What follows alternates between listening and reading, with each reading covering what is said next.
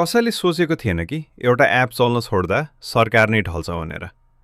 जब 2082 भदौमा Facebook र YouTube एकाएक बन्द भए, काठमाडौँको हावामा एउटा बेग्लै छटपटी फैलियो। त्यो छटपटी मात्र एउटा डिजिटल कुण्ठा थिएन, त्यो त वर्षौंदेखिको भ्रष्टाचार, बेरोजगारी र अन्याय विरुद्धको एउटा सानो झिल्को थियो, जसले पुरै देश डढायो। भदौ 23 गते म मेरो झोला बोकेर बानेश्वरतिर जाँदै थिएँ। सडकमा म जस्तै हजारौं साथीहरू थिए। Enough is enough!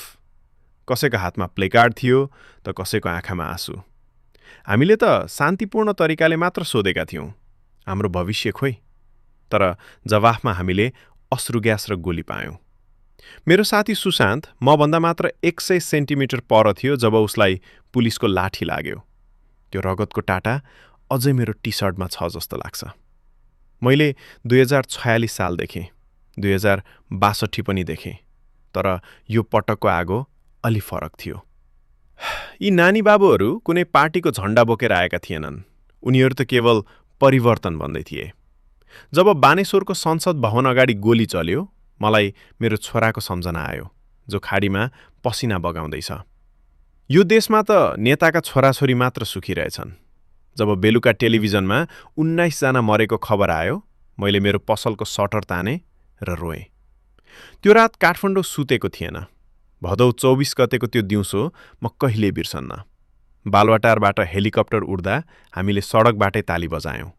त्यो ताली खुसीको मात्र थिएन, त्यो त एउटा जितको महसुस थियो।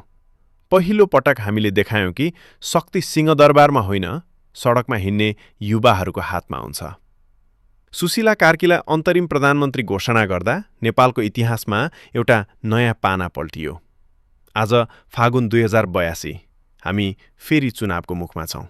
सडकका भित्ताहरू मेटिएका होलान्, तर हाम्रा घाउहरू अझै ताजा छन्।